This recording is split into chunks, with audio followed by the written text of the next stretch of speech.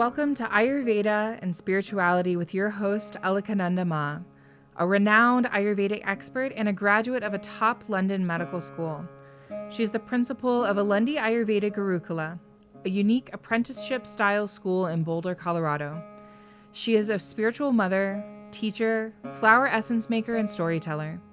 Join us as we uncover the timeless principles of Ayurveda, discover practical tips for enhancing vitality, and explore the deeper dimensions of spirituality that intertwine with the ancient science of life.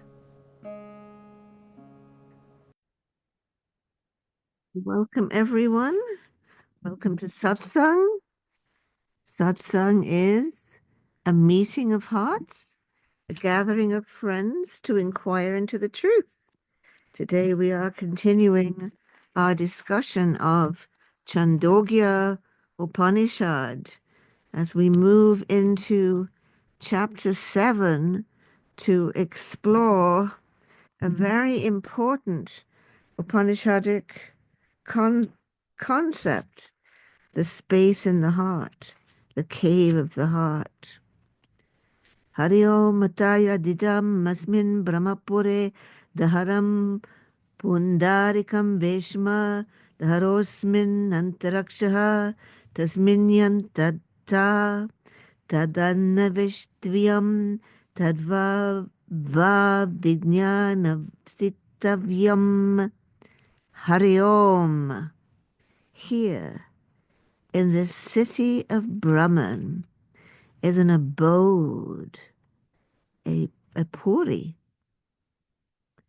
Here is a puri, a small lotus flower, pundarikam. And within it is a small space. What is within that should be sought. That assuredly is what we should desire to understand.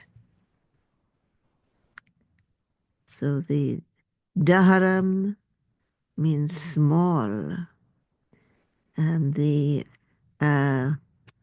Brahmapure, the city of Brahman, in this Brahmapure there is an abode that is very tiny.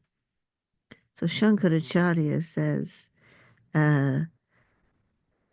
all that we were studying last week in chapter 7, establishing the identity of ourself, how we are identical with Atman, is too much for ordinary people who are inclined to assume that the metaphysical reality, which is free from all determinations, is just like non-being. Pure being, devoid of all determinations, is often mistaken for non-being. As ordinary people find it difficult to conceive of the real as outside space and time, then there is a teaching to think of it as an object endowed with qualities living in the world and in the human self. So here in the city of Brahman, there is an abode, a teeny weeny lotus flower. Within the teeny tiny lotus flower, there's a little teeny tiny space. If they should say to him, with regard to this Brahmapure, Daharam, this teeny tiny city of Brahman, and the abode, and the small lotus flower, and the small space within that, what is there that should be sought for? Or what do we need to understand? So that's the question. Like, okay, so there's a teeny, teeny, tiny thingy. Why do we need to look for it? Why do we need to understand it? He should say, indeed, Sabruyat Yavan Va'ayam Akasha. As far as the Akash extends, so far extends the space within the heart. We touched on this a little bit at the end of our talk last time.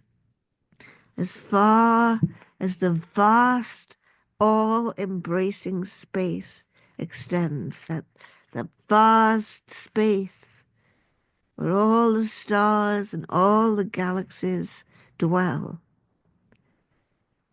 This teeny tiny space within the heart is just as big as that. Amazing thought. But remember, we talked last time how there is the space inside the clay pot,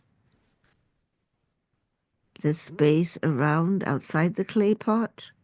But when we break the clay pot, we see nothing happens because the space inside the clay pot is not in any way different from all-embracing space.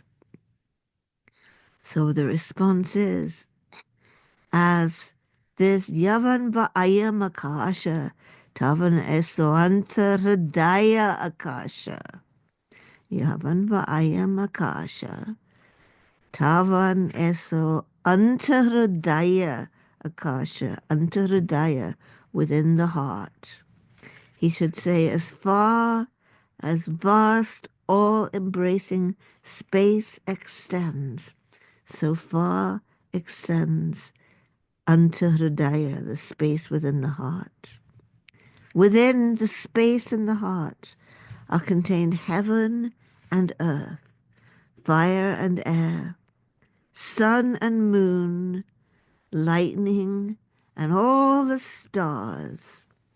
Whatever there is of him in this world, whatever is not, all is contained within it.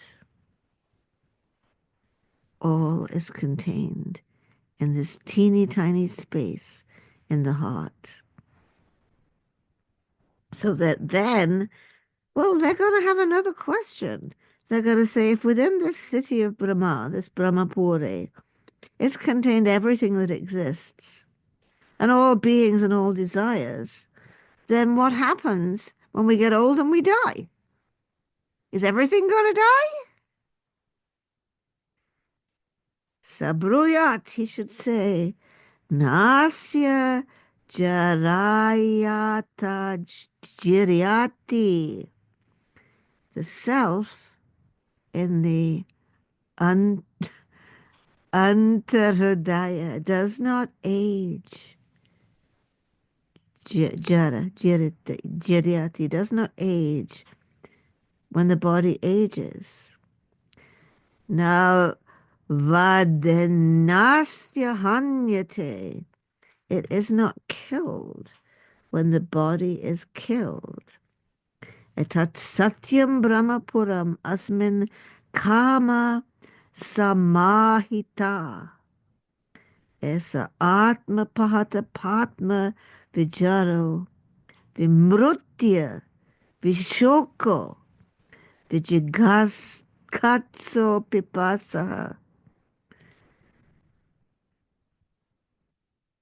That. So it doesn't age with old age. That's a word we know, jara. Isn't killed when the body is killed. That, the Brahmapuram, not the body. But the space in the heart is the real city of Brahma. In it, all our desires are contained. It is the self, esa atma, pahata papma, free from sin. Vijaro, free from old age. Vimrutya, free from death. Vishoko, free from sorrow. These are all words you know. You know all these words. Amazing, isn't it? Vijigatso pipasa, free from hunger and thirst.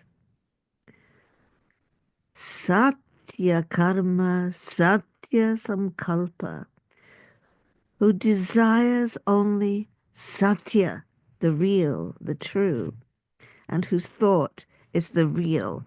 I've never looked at Truth Social for reasons that might be obvious, but I've heard that when Twitter was Twitter, we used to call tweets, on Truth Social are called truths, which, given that a vast amount of what is posted on that site is lies, half-truths, or distortions, disinformation or misinformation, is a rather unfortunate use of the word truth, as it should be truth, satya, aletheia.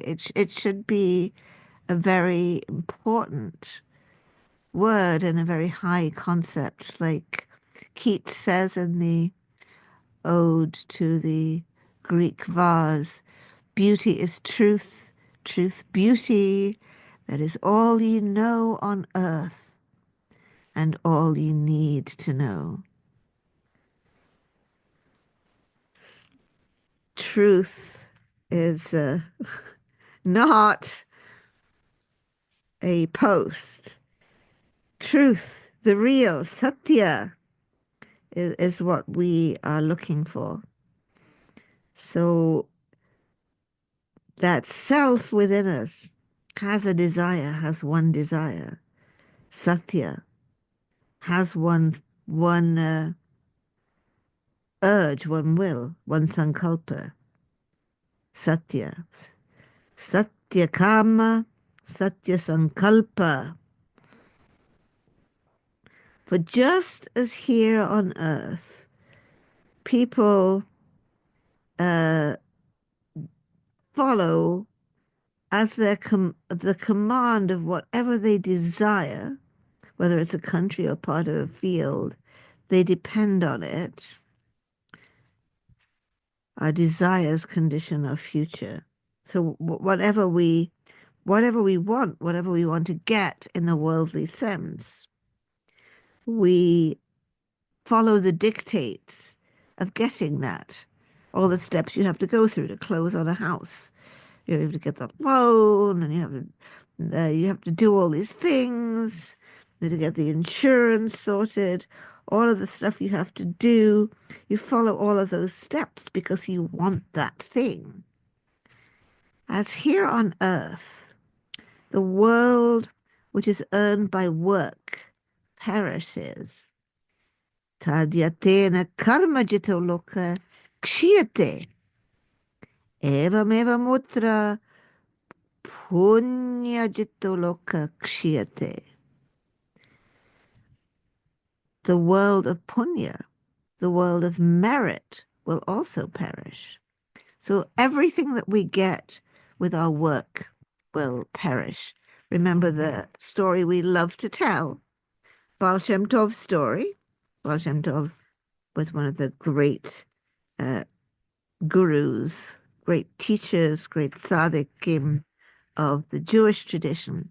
He was the founder of the Hasidic revolution, back when being Hasidic was the opposite of ultra-Orthodox and was totally revolutionary. And remember, one of his followers, one of his disciples, is dying. So Soli's dying. His sons are around him. Soli's lying on his deathbed and he's saying, you have to collect the loan from this person. You have to remember to ship this stuff out. He's running his business from his deathbed.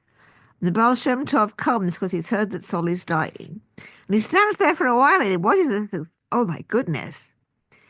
And he comes up to Soli and he says, Soli, I had a dream last night. I need your help.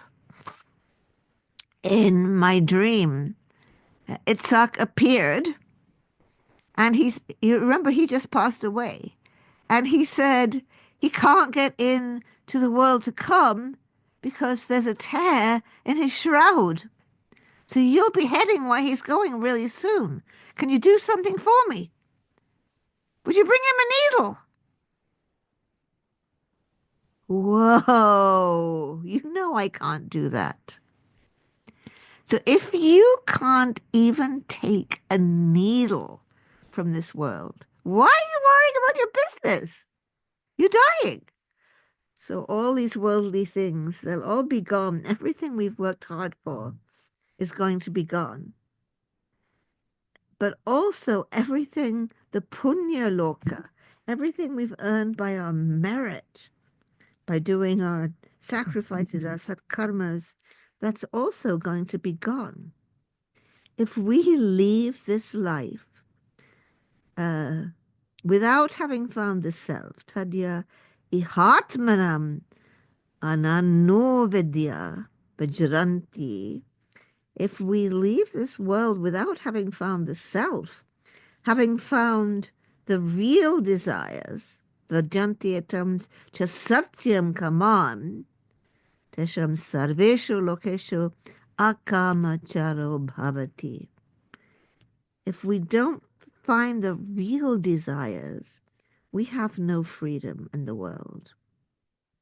But if we leave this life, having found here in this life the self and the satyan karma, the real desire, we will be free in all the worlds. And there are a lot of worlds we could go to, Section 2 says. If he desires the world of the fathers, by his mere thought, fathers arise. Possessed of the world of the fathers, the Pitraloka, he's happy. If he becomes desirous of Matraloka, the world of mothers, by his mere thought, mothers arise. Possessed of the world of mothers, he's happy.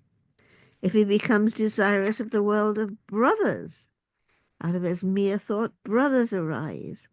Possessed of that world of brothers, he is happy. If he desires the world of sisters, out of his mere thought, sisters arise. Possessed of the world of sisters, he is happy. If he becomes desirous of the world of friends, out of his mere thought, friends arise. Possessed of the world of friends, he's happy. If he becomes desirous of the world of Gandhamalya, perfumes and garlands, out of his mere thought, perfumes and garlands arise. Possessed of that world of perfumes and garlands, he's happy. If he becomes desirous of the world of food and drink, out of his mere thought, food and drink arise. Possessed of that world of food and drink, he's happy. If he becomes desirous of the world of Gita Vadita Loka, the world of song and music, out of his mere thought, song and music arise. Possessed of that world of song and music, he's happy. And if he becomes desirous of Stri Loka, the world of women, out of his mere thought, women arise. Possessed of that world of women, he's happy. Whatever object he desires, whatever desire he desires, out of his mere thought, it arises. And possessed of it, he is happy. The word for happy here, prasada.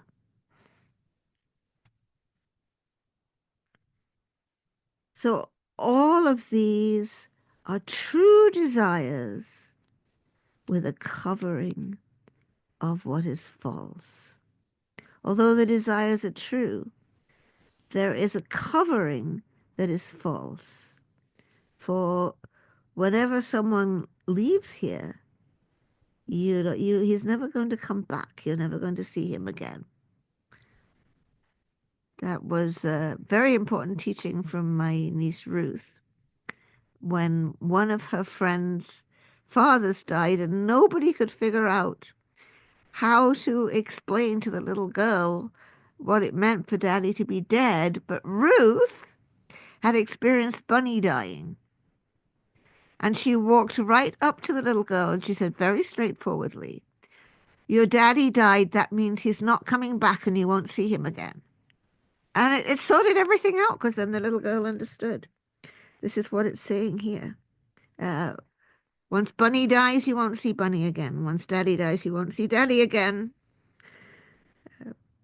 Whatever is gone from this world is gone. So that urge, that karma that is within us, it is satya karma. It is a true desire. That's why we can manifest each and every desire. But it's covered with falsehood because we're fixating it onto temporary things that are ultimately going to be gone. But those of your fellows, when they are, whether they're alive or whether they've departed, whatever else you desire but don't get, you find it all when you go into the self. Here you'll find all those true desires that were covered with what is false. Just as those who don't know a field walk again and again over the hidden treasure of gold and don't find it. Even so, all creatures here go day after day into the Brahma world, but they don't find it because they're carried away by untruth.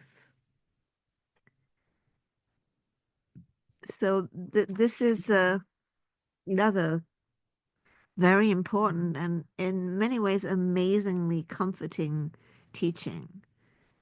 It's the teaching that resolves the whole kitty heaven problem. Like, there's a problem that the church doesn't believe that there's kitty heaven. Cats don't go to heaven. When they're gone, they're just gone. Because they're only animals, not people.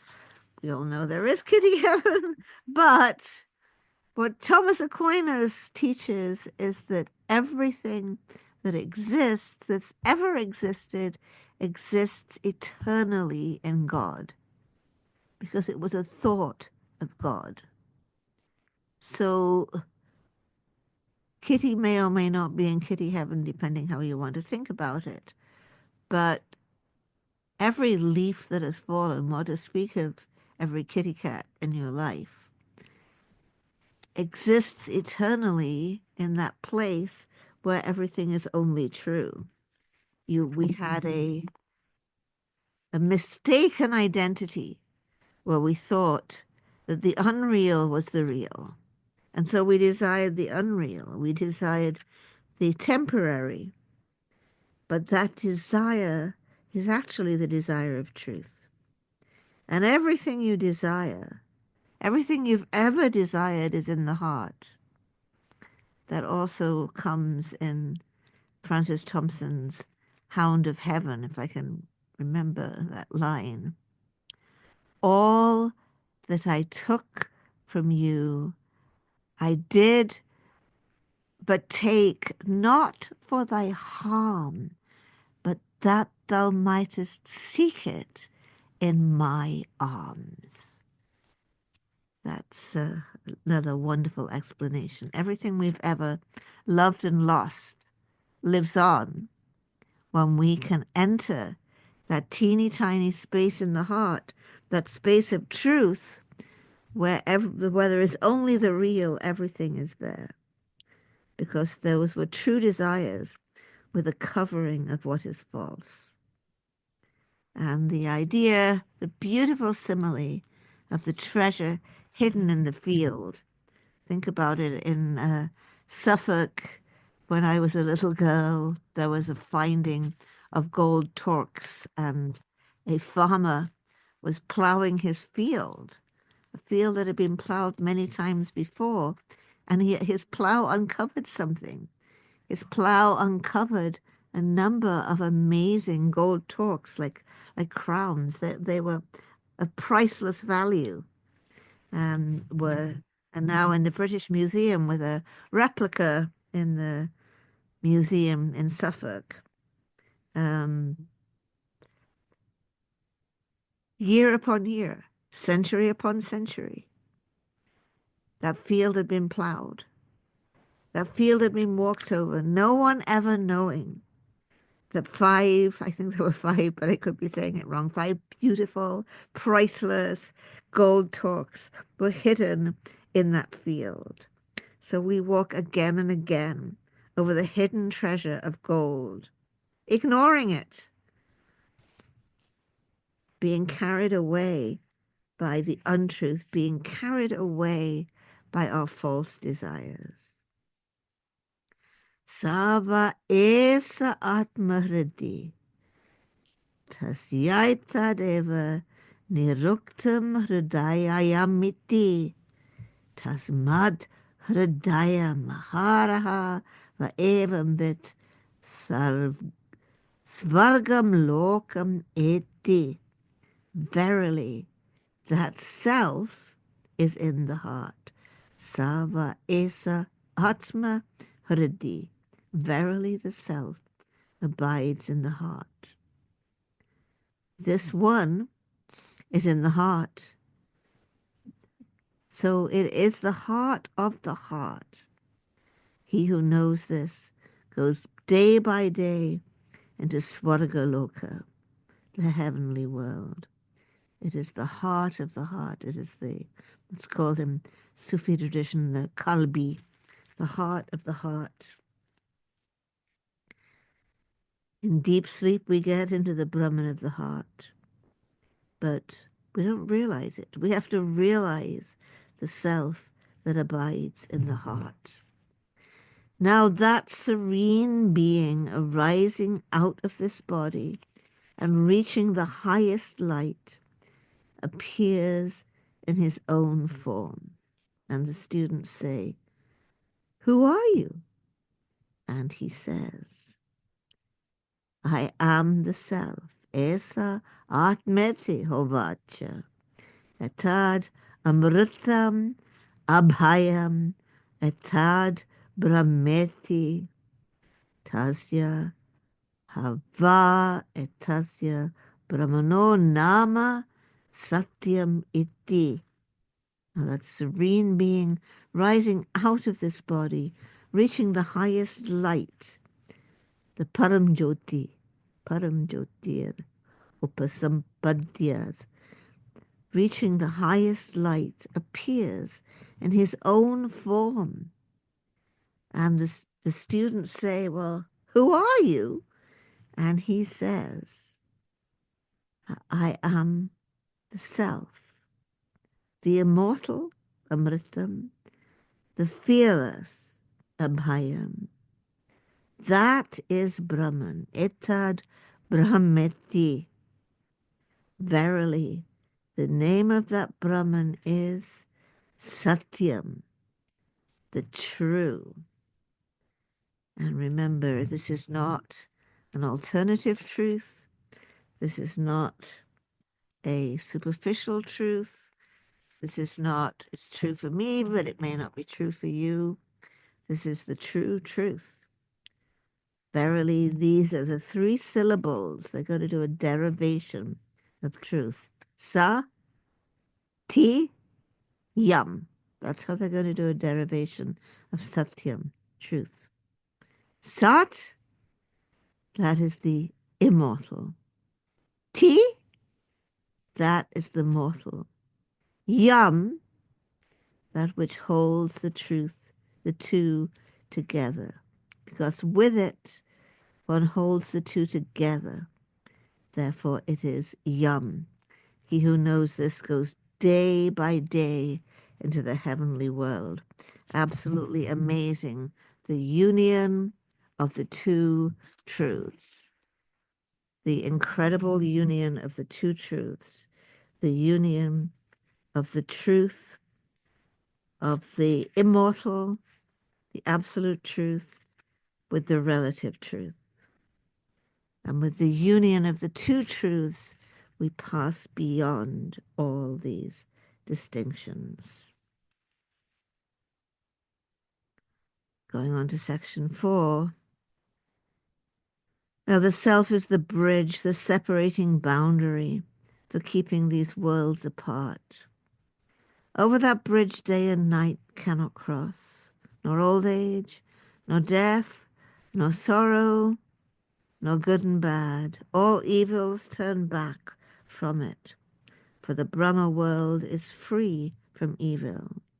Ataya Atma Sasita Vidritir Esham Lokanam Asam Bhedaya Naitam Setam Ahoratre Tarata. Na Jara, not old age, na Mritya, not death, na Shoko, not grief, na Sukritam, not good and bad, na Duskritam, not Sukritam, na Duskritam. We are passing beyond all these distinctions. Sarve papmanoto nivartantate. All evils turn back from it. For the Brahma world is free from evil. So all of this, these dualities, the day and night, old age, death, and sorrow, doing well, doing ill, all the dualities turn back. Therefore, when we cross that bridge, one who is blind will no longer be blind. One who is wounded will no longer be wounded. One who is afflicted will no longer be afflicted. On crossing that bridge, night becomes as bright as day, for the Brahma world is ever illumined. But they only find that Brahma world who practice the disciplined life of a brahmachari, a student of sacred knowledge. Only they possess that Brahma world. For them, there is unlimited freedom in all the worlds. So we are supposed to take up the disciplined life of a student of sacred knowledge. What we take up is very, very little, very, very less.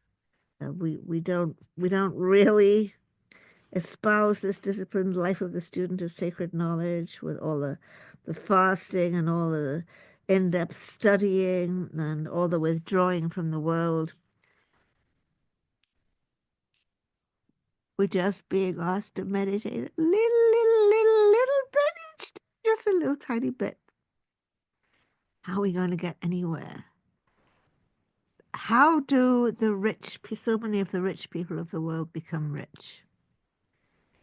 Because they had a rich family, because they inherited their wealth.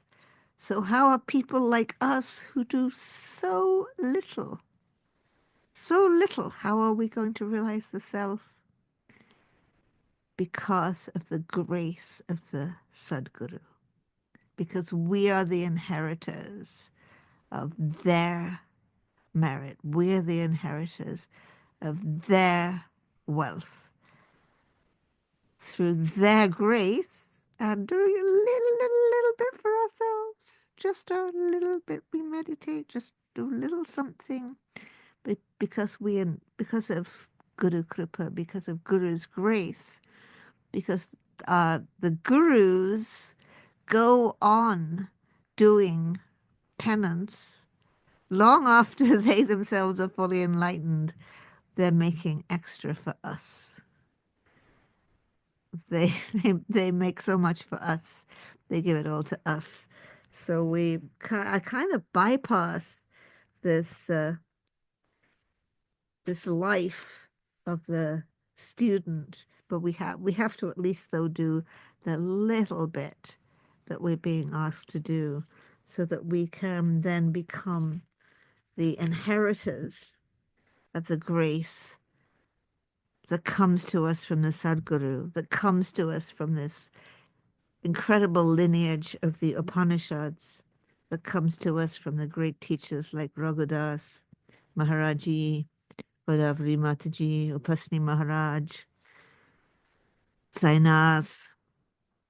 The grace that comes to us from our great teachers gives us the chance to awaken, even when the effort we put forth is so little. Still, we have to put forth that little bit of effort.